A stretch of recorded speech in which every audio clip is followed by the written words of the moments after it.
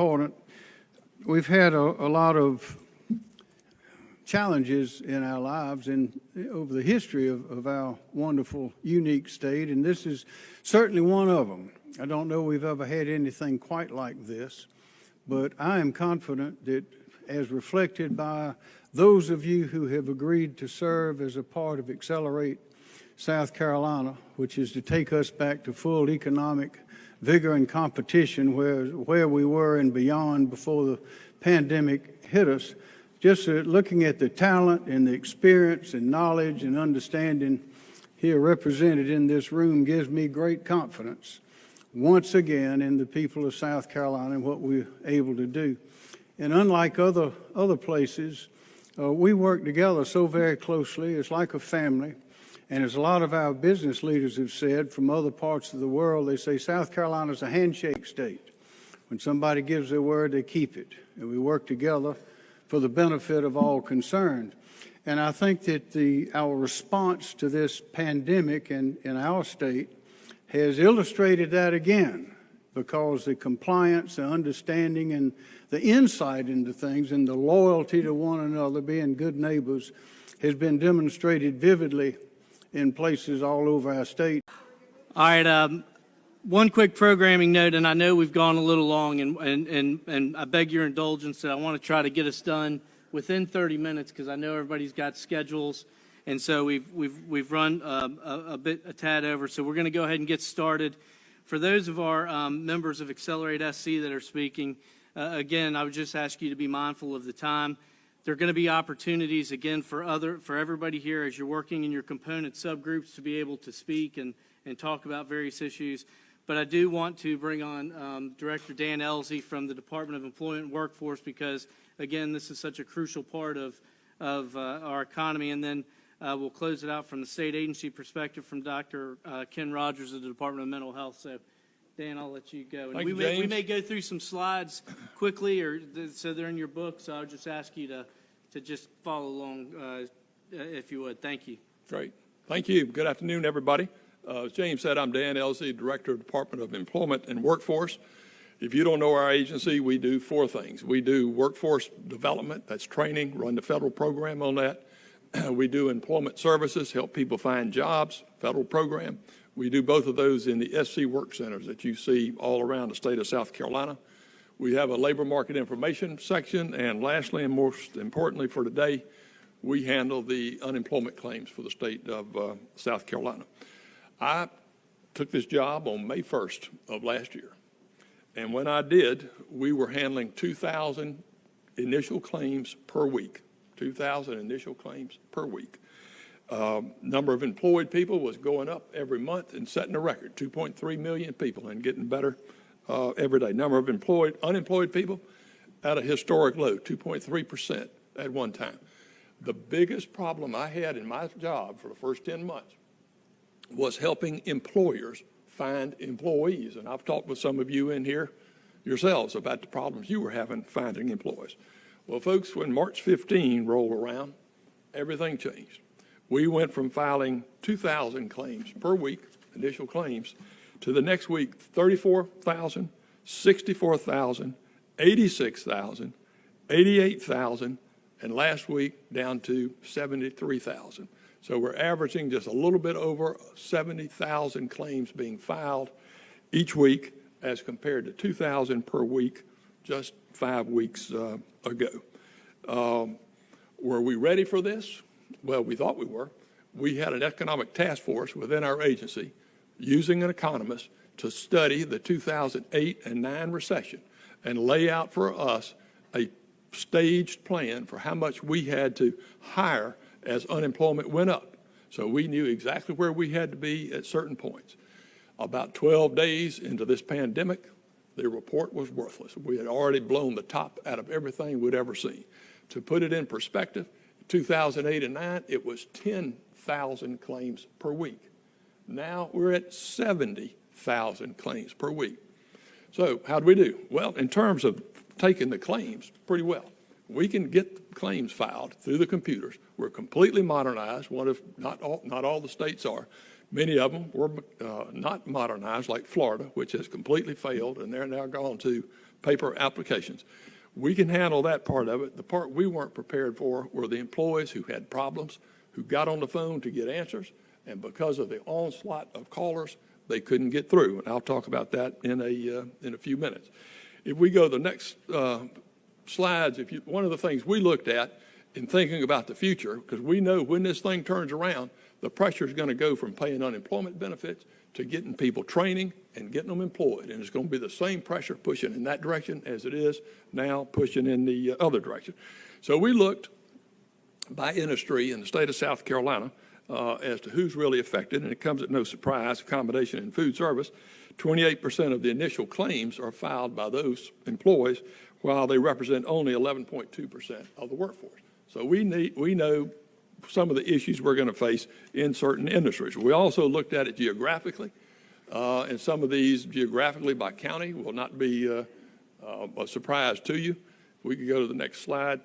You can see the big counties are represented there, as you would expect. But if you look at it on a percentage of their workforce basis, you'll see some counties jump in there, Cherokee, Union, and Beaufort, that you might not have expected. So geographically, we know where a lot of our problems are going to be as things turn around. Next slide talks about the trust fund. That's what we pay unemployment money with.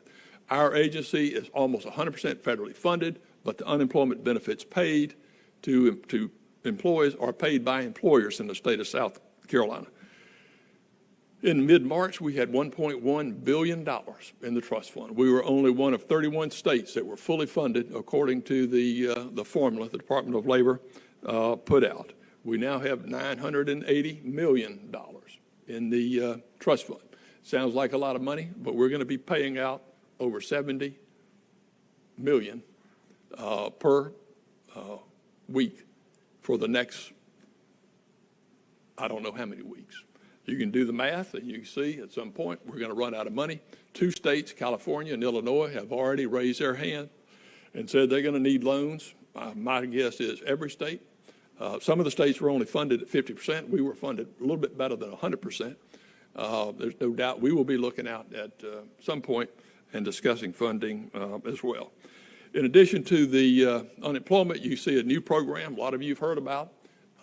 Federal Pandemic Unemployment Compensation, that's the $600 a week, which is a lot of money, and it was well received by our employees, but it's going to have, you've heard of the law of unintended consequences. Well, it's having a unintended consequence, and we'll talk about that in a minute.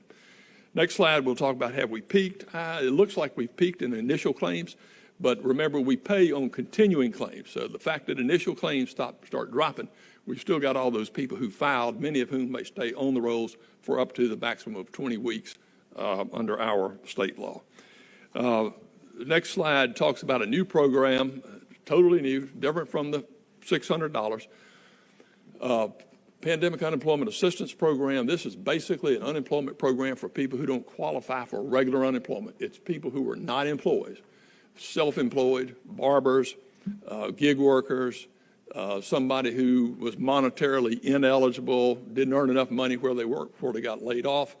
All those people we lumped into a different group, and they will be able to apply for this program. This is a federal program. The money will not come out of our trust fund. We will be going live on it by the 25th of this month, so you can see it's going to be within the next 2 days. But an awful lot more money is going to start going out the door when that program is activated. Those people will also get the $600 per week in addition to the unemployment benefits that they get. Challenges, what are the challenges that we face? Well, one of them is what we call recall resistance, and you see my example there. Employee earns $15 an hour, that's $600 a week. He's laid off, and now he's drawing unemployment benefits of about $600 a week, and he's getting a $600 supplement to add up to $900 a week. Now, so when I call John and say, John, come on back to work, John's going to say, well, why don't you ask Jim? I'd like to stay out for a while. So we're going to have issues with that. Employers are already addressing it. The law is crystal clear. We've got it on our website. We've got forms for you to use. If you make an offer of recall and someone refuses it, you should notify us. We will investigate why I did it. If you didn't have a good reason, we will stop it. That's the law in South Carolina. The forms to notify them on this when you offer the recall, as I say, are on the website. Just fill it out, send it to us, and we will take over from there. Legal liability. We have been discussing in our office what happens when we send people out into a federal training program. We send them to a contractor who maybe is teaching truck driving or welding. The employee contracts the disease. The employee takes it home and his family gets it. Somebody dies. We get sued. Who's got the liability?